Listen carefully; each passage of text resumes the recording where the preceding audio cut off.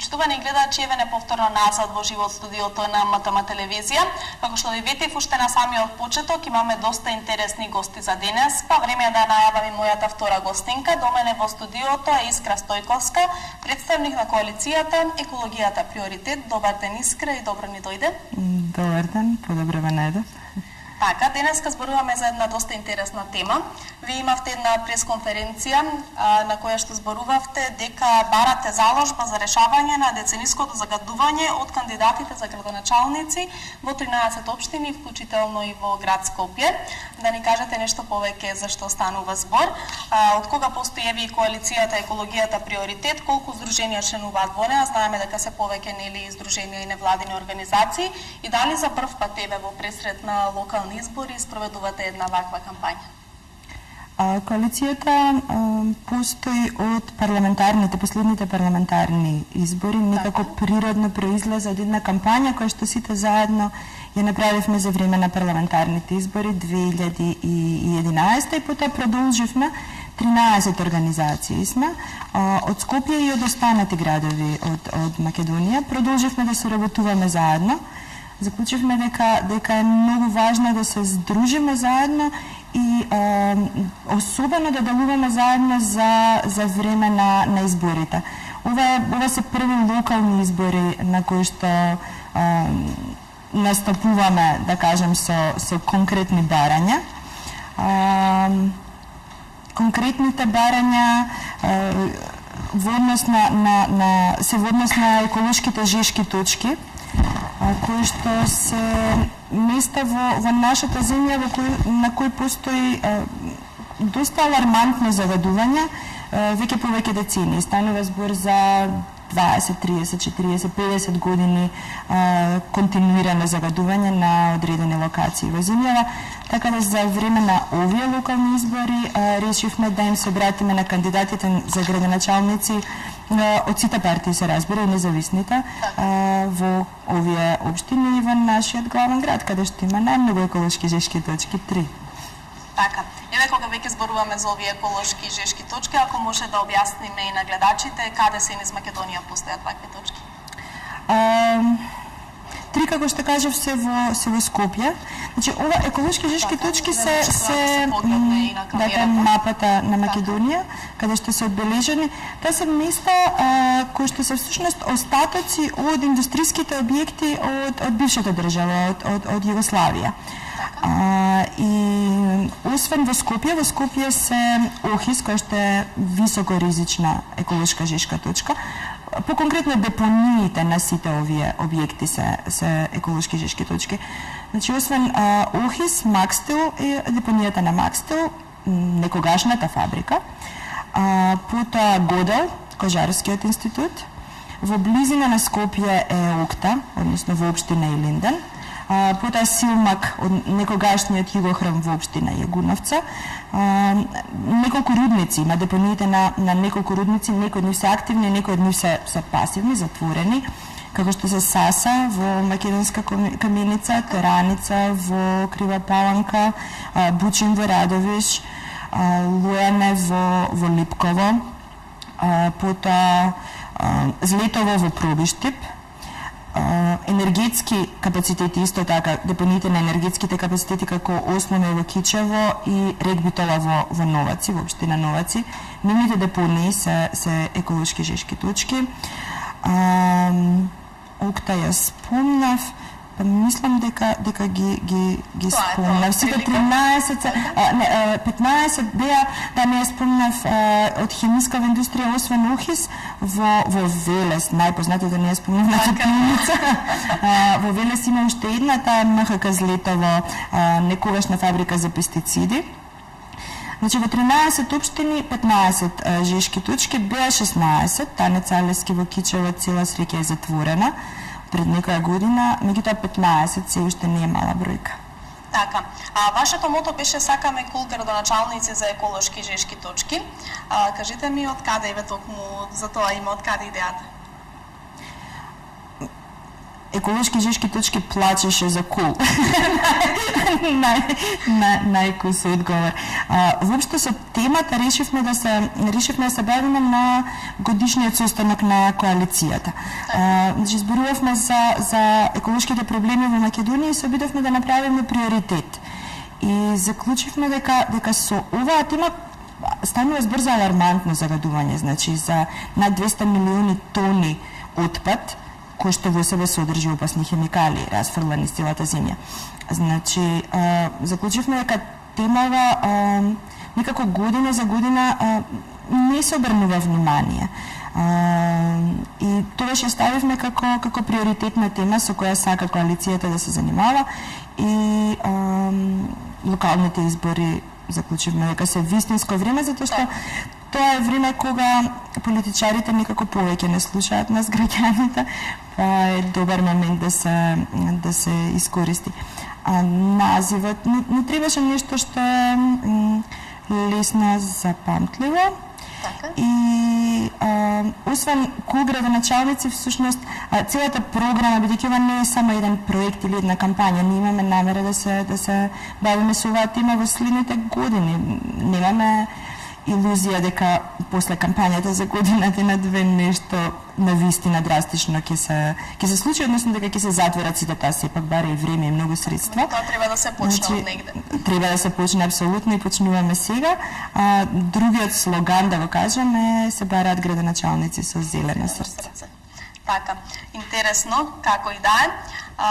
Сакам да ве прашам и нешто повеќе околу тоа. Споменавте дека постоите како Здружение како коалиција уште пред парламентарните избори, меѓутоа дали прв пат се обраќате ве преку медиумите, јавно за прв пат им се обраќате на градоначалниците, односно на кандидатите за градоначалници? Бидејќи први локални избори во кои што се вклучуваме со наша кампања, да, освен пресконференцијата, ова секако е прво јавно обраќање на кандидатите за градоначалници. Така. Вие истакнавте дека за време на кампањата, како што кажавте, вториот слоган барате градоначалници со зелено срце и од нив барате да подпишаат и една посебна заложба дека ќе обратат поголемо внимание на екологијата и дека ќе ги исполнат точките од заложбата. Кои се точки треба да ги исполнат идните градоначалници? Оние кои што се кул. Во заложбата има 9 точки. Така.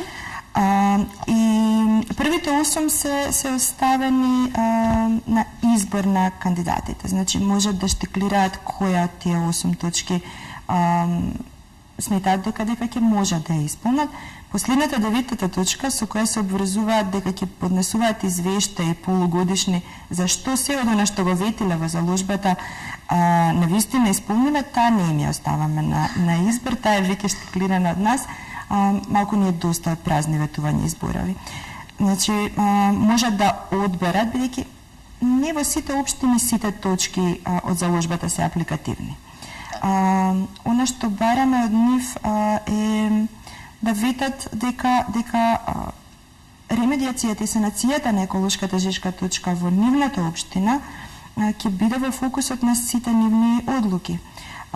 Релевантни се разбира, како урбанистички планови, како учество во издавање на еколошки дозволи, продажба на државен имот. Бидејќи градоначалниците немаат директна законска ингеренција, меѓутоа и индиректно, доколку ја стават оваа тема во фокусот на своето делување, и така имаат простор, ако сакаат да го искористат, да ги мрднат работите од мртва точка. Потоа се надеваме дека барем некој ќе се заложи дека ќе отвори посебен фонд од општинскиот буџет, ќе намени одредени средства, чија што цел ќе биде ремедиација и санација, бидејќи санацијата на овие точки бара сериозни средства, навистина зборуваме за некои милиони евра. Јасно ни е дека една општина тоа не може да го поднесе, затоа третата точка е обврзување дека ќе се обидат да најдат средства од донатори, од грантови, нели, пишувајќи, поднесувајќи проекти, организирајќи донаторски конференции, оставаме на нивната имагинација и одлуки. Едукацијата на локалното население сметаме дека е многу важна, Значи, ние во рамки на кампањата излегавме на терен, посетивме дел од овие места и оно што беше поразително е дека во огромен број, ако не во сите, освен Велес, честни исклучоци, населението нема појма со што живее, а живее со опасно загадување. Затоа една од точките е бараме да се обврзат дека ќе организираат едукација за локалното население и особено што да прават во случај на еколошка катастрофа. Да речеме, во Тераница 2011 имаше еколошка катастрофа. Мора да го обучите населението што во тој случај. Потоа испитувања и анализи, редовно следење на состојбата, квалитетот на водата, на почвата, на воздухот и редовно информирање на населението е една од работите кои што се надеваме дека ќе ни ги ветат и ќе ги исполнат. И бесплатни медицински прегледи за да се следи загадувањето. Во повеќето општини локалните доктори не знаеа ништо дури ни за загадувањето, а камо ли да ја следат состојбата, повторно честни исклучоци, некои кои што лично тоа го прават затоа што ги интересира темата, меѓутоа треба да се следи и за тоа се потребни медицински прегледи. Соработка со локалните граѓани. Бараме да се направи некакво мешовито работно тело, совет, во кој што ќе учествуваат представници на општината, представници на загадувачот, доколку е активен, веројатно Министерство за животна средина, меѓутоа обврзително да бидат вклучени и представници на локалните граѓани и ова тело да ја следи состојбата и активностите со еколошката жешка точка и најпосле соработка со сите релевантни фактори. Бараме да од Министерството за животна средина, од доколку е активна компанијата, представници на компанијата, невладиниот сектор и така натаму. Последната, како што кажав, е дека тоа што ќе го ветат, задолжителната точка. Таа е задолжителна, дека навистина ќе го исполнат и дека за тоа ќе има јавни известувања. Така, да се надеваме дека тоа и ќе се случи. Кажете ми што очекувате од оваа кампања и дали веќе после првата пресконференција имате некаков фидбек? Фидбек од кандидатите се уште не. Добре. Кандидатите сега после оваа емисија па натаму одиме во напад, во турнеја и напад. Очекуваме дека најголем дел од кандидатите ќе ја потпишат заложбата. Очекуваме дека значи нема да се откажеме, кампањата ќе продолжи и по изборите. Клучниот дел ќе биде нашата соработка и работа со избраните градоначалници. И оно што очекуваме е дека барем дел од оние кои што ќе потпишат заложбата, навистина ќе остварат, а ние ќе се потрудиме да им дишеме во врат и да ги тераме да го остварат тоа што го ветиле. Така. Во пресред на локалните избори ќе делите и промотивни материјали за едукација на граѓаните, како што споменавте, со цел да се подигне нивната свест и да испратат барање до идниот градоначалник во нивната општина да се заложи за екологијата. Од кога до кога ќе се делат овие промотивни материјали и на кои локации, што се одржат? Еве имаме дел овде од нив. Тоа е заложбата до градоначалниците, тоа е делчето каде што самите граѓани ќе треба да го пополнат и да го испратат до нивните градоначалници. Да, направивме еден календар за 2013 на кој што се одбележени овие еколошки жешки точки. Календарот од задната страна има опис на сите еколошки точки жешки точки во Македонија. И дел од календарот, бидејќи сакавме не само да го едуцираме граѓаните, туку и да го поттикнеме нивниот активизам. Така да има еден дел кој што може да се извади, да се потпише и да се извади, тоа е писмото до избраниот градоначалник. Материјалите покрај календарот делиме и едукативни летоци. Материјалите веќе почнаа да се дистрибуираат по фреквентни локации на општините каде што има еколошки жешки точки. Значи овој викенд волонтери и активисти излегоа по улиците на градовите во Македонија каде што има еколошки жешки точки до самите избори до 23-ти ќе се делат овие едукативни материјали, а потоа ќе видиме нели каде ќе има втор круг, може ќе оставиме нешто и за тој период. Така, има ли веќе заинтересираност од граѓаните? Се заинтересирани или се застануваат ли, прашуваат ли што е тоа и на крај ги пополнуваат ли овие барања? Сега од викендот, значи сабата и недела беа први денови кога излегоа активистите. Без шире ми кажа дека има одличен фидбек од граѓаните, дека се потпишуваат писмата и дека покажуваат интерес. Така. Вие како еколошка организација имате направено и рап химна за оваа кампања, насловена Направи чекор. За истата биле задолжени токсикологија. Кажете ни нешто повеќе околу химната. Химната многу набрзо ќе се промовира. Јас би ги поканила сите гледачи да ја следат. Имаме Facebook страница на кампањата Жешки точки во Македонија. Ако оттипкаат на Google ќе ја најдат Facebook страницата, каде што секако кога ќе се промовира химната во јавност, деновиве, многу набрзо, нормално, ќе има линки. Направивме видео спот, не само химна, од токсикологија, и не би зборувала, би сакала да остане изненадување така, химната. Да не откриваме Мислам дека ќе биде многу пријатно за мене, кога ја слушнав беше многу пријатно изненадување, па се надевам и за останатите. Така да. Од каде идејата е да се направи химна за оваа кампања? Чија беше? Тоа е доста интересно. Една од организациите кои што членува во коалицијата Go Green, кои што работат многу се млади. И заклучивме дека, значи нивен беше предлогот и нивна беше идејата, заклучивме дека освен кандидатите за градоначалници и повозрастната, да кажем, популација на земјава, како гласачи, младите не треба да ги заборавиме како целна група, особено за вакви теми кои што траат со години и ќе траат веројатно со години. Така да некако се наметна природно рап химна како добра форма да се пренесе пораката на помладите и да се побуди нивниот интерес воопшто за темата. Веројатно многу повеќе може да се побуди интересот на помладите преку рап химна, отколку преку, не знам, здодевни промотивни материјали или студии, анализи и слично. Така, преку песна верувам дека секој ќе слушне и ќе разбере за што станува збор.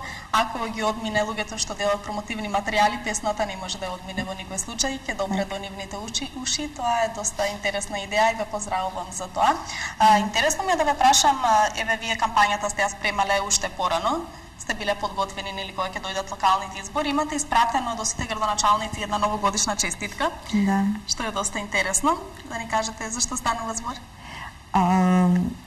Новогодишната честитка, таа е новогодишна и годишно изборна. Новогодишно изборна честитка. Значи ние испративме на сите кандидати. Значи од сите партии и независните во овие места, во општините со еколошки жешки точки, за на некој начин да им ја најавиме кампањата. Да знаат што ги чека. Да знаат што ги чека, точно. Да го разбудиме нивниот интерес, можеби да се заинтересираат пред да ги искомуницираме за еколошката жешка точка во нивната општина и да ги потсетиме од име на граѓаните дека клучни категории како воздухот што го дишеме, водата што ја пиеме, почвата во која што ја одгледуваме храната, многу често се забораваат на сметка на нови работни места, например, кои што не дека не се битни, се разбира битни се, ама без овие клучни категории невозможно да имаме квалитетен живот. Така да сакавме да ги подсетиме дека една од нивните, доколку бидат избрани, една од нивните основни одговорности, да кажеме, да им обезбедат квалитетен живот на граѓаните во нивната општина. Така, како реагираат граѓаните? Интересно ми е да дознаат и гледачите на сето тоа кога ќе разберат, ве поздравуваат ли за идејата? До сега да. Значи сега оваа седмица ќе имаме многу повеќе реакции и се надевам дека ќе почнат да размислуваат на темава, бидејќи свесни, едуцирани граѓани сериозно моќна категорија. И ако некој може да ги промени работите, тоа се свесни едуцирани граѓани, кои што ќе ги знаат своите права. Уставот на нашата република гарантира чиста животна средина и здрава животна средина. Ако си ги знаете правата и знаете зашто се борите и како да ги побарате, веројатно само така може да се променат работите. Така. Иска, бидејќи немам уште многу време, толку ни дозволува нашата емисија, јас ќе ви посакам голем успех со вашата кампања. Се надевам дека ќе даде видливи резултати и тоа ќе биде за доброто на сите граѓани. Да упатиме еве за крај еден апел до сите граѓани и до сите идни градоначалници, зошто треба да ја потпишат заложбата и зошто е важно еве да живеат во чиста животна средина. Зошто е важно да живеат во чиста животна средина? Бидејќи без воздух, вода и здрава храна не може да постоиме. Значи, никогаш ги забораваме очигледните работи. Веле се е лекција која што не сме да се заборави. Значи, лекција што се случува кога ќе ја ставите економијата и работните места пред екологијата. Значи, во Велес и денес населението има најкраток животен век. И денес преку 1/3 од децата меѓу 8 и 10 години имаат предиспозиција за леукемија. Спанаќи од зелката од Велес, кои што ги купуваме на пазарите во Скопје и низ цела земја, имаат 15 пати повеќе олова. Значи, тоа е лекција која што навистина не сме да ја заборавиме. Добрата вест е дека во втората деценија на 21 век постои технологија и науката веќе напреднала да не мора да бирате дали ќе има економија или екологија. Во денешно време може и двете. И заради тоа апелираме до кандидатите да ја потпишат заложбата, нормално, до граѓаните да го потпишат писмото и воопшто да ги во средбите со кандидатите да поставуваат прашања за основните категории кои што го доредуваат нивниот живот, за воздухот, водата, да бидат проактивни, да се едуцираат и да бидат проактивни. Така. Искра, јас ќе ти заблагодарам за твоето гостување. Се надевам дека вашата кампања, како што кажавме, ќе даде видливи резултати. Вие стартувате, како што кажавте, оваа една недела, последна недела пред изборите, уште поактивно со самата кампања, со промотивните материјали. Па се надевам дека сето тоа ќе биде во ред и се надевам дека еве и после завршувањето на изборите ќе може уште еднаш да седнеме во нашето студио и да продискутираме околу тоа како поминало сето тоа и што направиле тогаш веќе избраните градоначалници. Ви благодарам многу и ви благодарам за просторот што ни го давате да им се обратиме вака јавно на сите. Така, ви благодарам и на вас за гостувањето. Почитувани гледачи, вие останете со нас. По една кратка пауза се враќаме повторно назад во студиото, бидејќи имаме уште интересни содржини за денес.